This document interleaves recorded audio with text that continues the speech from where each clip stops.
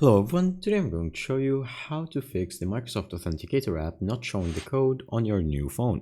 Make sure to watch the video to the end, not to miss any important details, like and subscribe. So as you can see, whenever I do a refresh to the system, it's going to show me that there are no notifications found. Now there are a few ways to fix this. First of all, you're going to make sure that your application is set to up to date.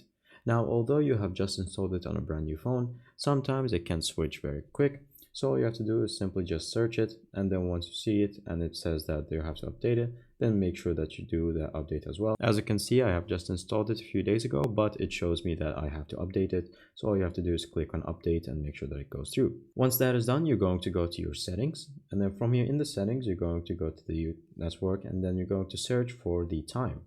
Now, once you go into time, you're going to make sure that the time is set automatically for both either iPhone or Android, because sometimes if it's 1 hour or even 1 minute away, then it's not going to show the code for security reasons.